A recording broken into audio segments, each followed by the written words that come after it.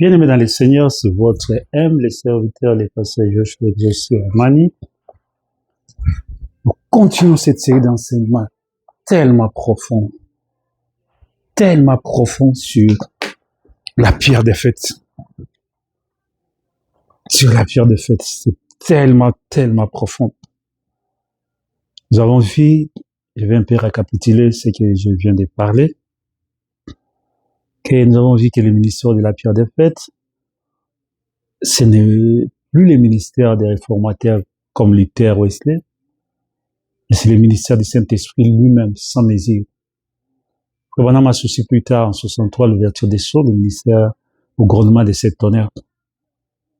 La pierre des fêtes descend sous forme de révélations pures pour amener la dynamique finale, la parole parlée de troisième pôle. Le ministère de l'épouse, puisque l'épouse s'est élevée à la stature de l'homme parfait, elle n'est plus une église enfantine qui court après les miracles ou qui se querelle sur les dogmes. Mais l'unité invisible, le ministère de l'épouse devient le reflet exact de Jésus-Christ. Le ministère de l'épouse devient le ministère de Jésus-Christ lui-même sur la terre. Le ministère de l'épouse devient la manifestation de Jésus-Christ lui-même sur la terre. Donc, dans son action finale, le ministère de l'épouse et la pierre des fêtes s'unissent dans un mariage invisible. Donc, le ministère de l'épouse consiste alors à manifester la divinité dans la chair. Le ministère de l'épouse consiste alors à manifester Jésus-Christ dans la chair, la reproduction de Jésus-Christ lui-même. Et l'épouse prononce la parole et déclenche la foi de l'enlèvement. Donc, en clair, la stature de l'homme parfait montre les processus de la sculpture, ça veut dire les vertus. La pierre des fêtes apporte les éléments, l'amour de Christ, et le ministère de l'épouse est le résultat final. Parce qu'il produit une super église qui agit exactement comme Jésus-Christ agissait, prête à être enlevée. Donc, la super race, parce que la pierre des fêtes produit la super race, la super église, est une terminologie très précise que Frère Branham explique en utilisant principalement vers la fin de son ministère. L'épouse désigne, ça veut dire la super race désigne l'épouse parvenue à la stature de l'homme parfait, totalement identifiée à la parole, et sur laquelle la pierre des fêtes descend. Voici les rassemblements de citations dans lesquels Frère Branham utilise pour expliquer ces concepts. La maturité et les reflets de Christ, la super race. Dans cette citation fondamentale, Frère Branham explique que la super race est le produit final d'une église qui a grandi à travers les âges pour arriver à la reproduction exacte de l'image de Jésus-Christ. Alors que cette église s'approche de la pierre des fêtes, cette église sera une super race, une super église.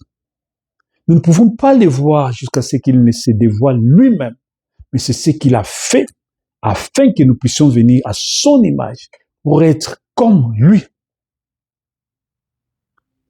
Les contrastes avec la super église de Satan, qui est le conseil œcuménique, parce qu'aussitôt que l'épouse arrive à la pierre des fêtes, Satan aussi avec les conseils œcuméniques arrive dans l'ère apogée, qui est le conseil œcuménique, qui est leur tête. Donc, Frère Branham utilise les super races pour l'église, de deux manières pour dénoncer les faux réveils de Satan, les conseils œcuméniques qui s'installent déjà, qui forment une super église humaine et politique, mais pour présenter la réponse de Dieu qui est une super épouse spirituelle. Satan élève une église sur l'organisation, les conseils œcuméniques des églises. Pendant qu'il fait cela, Dieu est en train d'élever une super épouse, une super race par la parole. Pas par la politique, pas par la dénomination, mais par la parole. Quelle parole pure? Le message de l'heure. Le message de William Branham. Une épouse qui manifestera la puissance de la résurrection de Jésus-Christ. Le choix de l'épouse du 29 avril 1965. Ouais. La super race et la puissance du troisième pôle. Frère Branham dit, Cette super race n'est pas caractérisée par des grandes cathédrales ou des millions de membres, mais par la manifestation du troisième pôle, la puissance créatrice, la parole parle. Cette épouse du dernier jour, ça sera une super race. Pourquoi? Parce que c'est nourri de la parole spirituelle, de la nourriture spirituelle, du message de l'air, emmagasiné pour son temps. Elle ne se nourrit pas des dogmes et des croyances dénominationnelles, Mais l'épouse mange la parole pure. L'épouse, cette parole en soi, dans l'épouse, fera de l'épouse une super église, capable d'opérer avec la même puissance que Jésus-Christ en avait quand il était sur la terre. La nourriture spirituelle, autant convenable, le 18 juillet 1965. Quand la pierre des fêtes s'emboîtera dans l'édifice, ce sera une église tellement remplie de la puissance de Dieu qu'elle sera appelée une super race. Elle manifestera les œuvres même que Christ a promises pour le temps de la fin. Ça veut dire l'épouse va manifester les œuvres de Jésus-Christ promis pour cette ère-ci. Et troisième pôle, prononcer la parole, appeler les choses à l'existence. Demeure future de l'épouse céleste du 2 août 64. Une race d'hommes et de femmes. Frère Branham insiste que cette super race est composée des individus, ça veut dire des hommes et des femmes, paroles, qui ont vaincu le monde et les doutes, qui se tiennent entièrement sous l'autorité du Saint-Esprit. Dieu est en train de tailler ses pierres, ses fils, les modeler à sa parole.